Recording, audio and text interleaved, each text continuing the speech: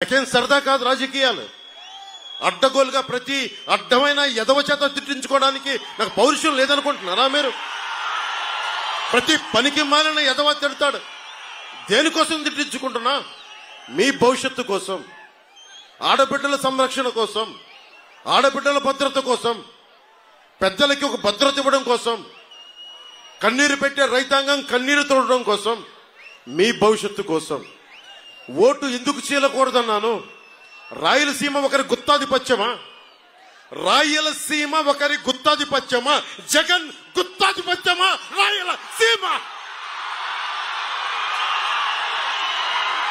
ఏం మాట్లాడతావు నువ్వు? వెళ్ళి కర్నూలుకి వెళ్ళో, కొన్నిదేల గ్రామం ఉంటుంది, వెళ్ళి చూడు. అక్కడ ఏదో రాయలసీమ నీ గుత్తాధిపత్యం అన్నట్టుగా మాట్లాడతావు. దమ్ము లేవా మాకు? ధైర్యం లేదా మాకు? ఏం మాట్లాడతావు? 40 మందిని మట్టలు చేసి బెదిరిస్తారా మీరు పెద్దిరెడ్డి గారు?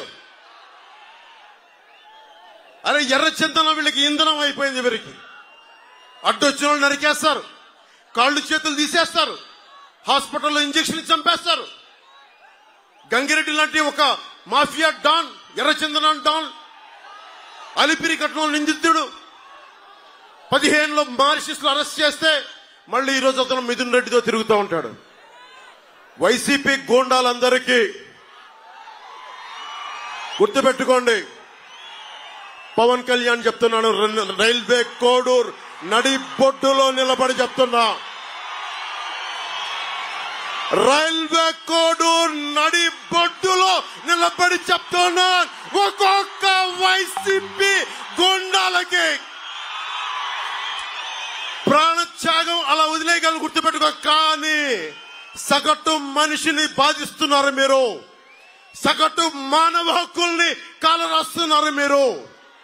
మీ అంతు చూస్తాం, వీధుల్లోకి లాక్కొస్తాం, మర్చిపోకండి. ఇంతమంది యువతున్నారు, మీరు కలల ఖనిజాలతో చేసిన యువత. మీరే కనుక నిజంగా గుండె లోతుల్లోంచి ధైర్యం తెచ్చుకుని రోడ్ల మీదకి వస్తే ఒక పెద్దిరెడ్డి, మిథున్ రెడ్డి, జగన్ రోడ్ల మీదకి రాగలరా?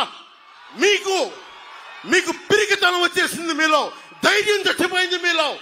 నేను వచ్చినప్పుడు రోడ్ల మీదకి రావడం కాదు, తప్పు జరిగినప్పుడు రోడ్ల మీదకి వచ్చి బయటికి రావాలి, నిలబడాలి.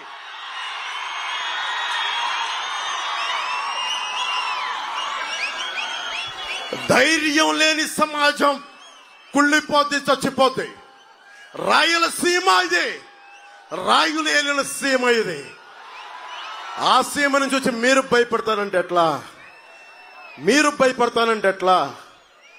భయపడకండి, నేనున్నా, మీకు అండగా ఉంటా. మీకు ధైర్యం లేకపోతే మార్పు రాదు. ఒకవైపు కిరణ్ కుమార్ రెడ్డి గారు ఉమ్మడి రాష్ట్రానికి ముఖ్యమంత్రిగా చేశారు, ఇంకొక వైపు ఆంధ్రప్రదేశ్ రాష్ట్రానికి, ఉమ్మడి ఆంధ్రప్రదేశ్ రాష్ట్రానికి ముఖ్యమంత్రిగా చేసిన వ్యక్తి. ఒకరు 14 సంవత్సరాలు, ఒకరు 3.5 సంవత్సరాలు ముఖ్యమంత్రులుగా చేసిన వ్యక్తులు. అలాంటిది 5 సంవత్సరాలు వచ్చిన వ్యక్తి, తండ్రి చచ్చిపోతే 2వ రోజు ముఖ్యమంత్రి కావాలని కలలుగన్న వ్యక్తి. ఆ వ్యక్తికి భయపడతారా మీరు? జగన్ లో బ్లూ కలర్ రక్తం ఉంటుందా? జగన్ 6 అడుగులు 8 అడుగులు ఉండి అంటే ఏం దెబ్బ పడదా జగన్ కి? ఎందుకు భయపడుతున్నారు మీరు? రాయలసీమ మీరు నేల అన్నం తింటున్నారు కదా, మీరు కూడా జొన్న కూడు తింటం లేదా? రాగి సంకటి తింటం లేదా? మీకు పౌరుషం రాదా? మీకు పౌరుషం రాదా? మీకు ఇంతేనా మీ పౌరుషం? పెద్దిరెడ్డికి భయపడతారా మీరు? మిథున్ రెడ్డికి భయపడతారా మీరు? పెద్దిరెడ్డి తమ్ముడికి భయపడతారా మీరు? గంగిరెడ్డికి భయపడతారా మీరు? అరే దమ్ము ధైర్యం ఏమైపోయింది రాయలసీమకి? అరే మీరు ఒకటే చేయండి, గొడవలు పెట్టుకోకర్లా, కత్తులు తీయక్కర్లా, కర్రలు తీయక్కర్లా. వచ్చే మనకి ఎన్నికలు వస్తున్నాయి. ఈ ఎన్నికల రోజున కమలం గుర్తుకి రాజంపేట ఎంపీ పార్లమెంట్ అభ్యర్థిగా కిరణ్ కుమార్ రెడ్డికి గుద్దేసేయండి. రైల్వే కోడూరు అసెంబ్లీ అభ్యర్థిగా జనసేన నుంచి ఆరవ శ్రీధర్ పోటీ చేస్తా ఉన్నారు, వారికి నిలబడండి. చెప్పాల్సిన మేజర్ సమస్యలని చెప్పారు, చంద్రబాబు గారు చెప్పారు. నేను మీకు ఒకటే మాటిస్తున్నా, విద్యార్థులకి ఫీజు రీఎంబర్స్మెంట్ జరుగుతుంది, రాగానే ఫీజు రీఎంబర్స్మెంట్ జరుగుతుంది. అలాగే సిపిఎస్ రద్దు మీద చంద్రబాబు గారు రేపు మేనిఫెస్టోలో చెప్తా ఉన్నారు, ఒక బలమైన పరిష్కార మార్గం కనుక్కుంటాం. అలాగే అడ్డగోలుగా విభజించారు జిల్లాల్ని, వాటిని సరిచేస్తాం.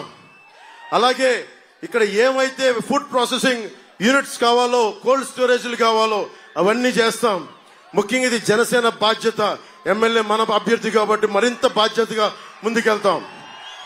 అన్నిటికంటే కూడా ఇక్కడ ఉపాధి అవకాశాలు పెట్టుకొని, మీకు తెలుసు కిరణ్ కుమార్ రెడ్డి గారు ఎంత అద్భుతంగా చేశారు చిత్తూరు జిల్లాని. ఆయన ముఖ్యమంత్రి హయాంలో ఒకప్పుడు ఒక 40 లక్షలు 50 లక్షలు ఉండే ఎకరం ఈరోజు 12 కోట్ల రూపాయలకి వెళ్ళిపోయింది ఆయన పుణ్యమాని. అలాంటి చోట్ల పరిశ్రమలు రాలా, ఉపాధి అవకాశాలు రాలా, ఎక్కడికి పారిపోతాం? మాలాంటి వాళ్ళందరం వచ్చి, రాజకీయ దురంధరులు చంద్రబాబు గారు ఎన్నో దెబ్బలు తిన్న వ్యక్తి, ఆటుపోట్లు ఎదుర్కొన్న వ్యక్తి. అలాగే ఆయన నిజంగా ఆయన అనుభవం రాష్ట్రానికి అవసరం. అందరం కలిసి వచ్చాం, ఇగోలు తగ్గించుకున్నాం, సైజులు తగ్గించుకున్నాం. ఎక్కడ నెగ్గాలో కాదు, ఎక్కడ తగ్గాలో తెలిసిన వాళ్ళం.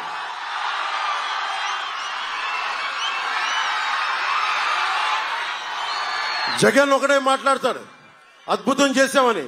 70,000 మంది పోలీసులు ఈ రోజుకి టీఏలు డిఏలు సరెండర్ లీవ్స్ డబ్బులు ఇవ్వలేదు. నా పోలీస్ కుటుంబానికి కూడా చెప్తున్నాం, కూటమి తరపు నుంచి మీకు మాటిస్తున్నాం, మీకు ప్రతిరోజు వారాంతపు సెలవులు రావాలి, అవసరమైతే పోలీసు ఉద్యోగాలు పెంచాలి. ముఖ్యంగా మీకు 1వ తారీఖుల్లో జీతం రావాలి. నేను చిన్నప్పుడు మా నాన్న ప్రభుత్వ ఉద్యోగిని కాబట్టి టీఏలు డిఏలు ఎంత కీలకమైనో నాకు తెలుసు. మీ టీఏలు డిఏల్ని జాగ్రత్తగా మీకు అందించే బాధ్యత కూటమి ప్రభుత్వం తీసుకుంటుంది. అలాగే ప్రతి ఒక్కరికి ఇది చెప్పాల్సినవన్నీ పెద్దలందరూ చెప్పారు. నేను ఒకటే మాటిస్తున్నా, ధైర్యం చచ్చిపోయింది ఈ సమాజంలో. ఇంతమంది ఆడపడుచులు ఉన్నారు, మీరే ధైర్యం నింపాలి. యువతకి ధైర్యం మీరే నింపాలి, వీర తలకం దిద్దాలి. ఒక్కొక్కరికి అన్యాయాలపైన అక్రమాలపైన ఎదురొడ్డి నిలబడాలని చెప్పి మీరే వీర తిలకం దిద్ది ఈ రాష్ట్రానికి, రాయలసీమకి మీరే ధైర్యం నింపాలి. నేను మీకు మాటిస్తున్నా, మేము దెబ్బలు తినడానికి సిద్ధంగా ఉన్నాం, గాయాలు తినడానికి సిద్ధంగా ఉన్నాం. నేనైతే ప్రాణాలు వదలటానికి కూడా సిద్ధంగా ఉన్నాను. ఒకటే నాకు పిరికితనంతో ఉన్న సమాజం చిరాకు, నాకు పిరికితనంతో ఉన్న సమాజం చిరాకు. ధైర్యంగా ఉంటేనే మార్పు వస్తుంది. ధైర్యం ఉన్న చోటే లక్ష్మి ఉంటుంది, ధైర్యం ఉన్న చోటే సంపద ఉంటుంది, ధైర్యం ఉన్న చోటే అభివృద్ధి ఉంటుంది. మీరు భయపడిపోయి ఒక పెద్దిరెడ్డికి, ఒక మిథున్ రెడ్డికి, ఒక జగన్ రెడ్డి గారికి భయపడితే అస్సలు భయపడాల్సిన అవసరం లేదు.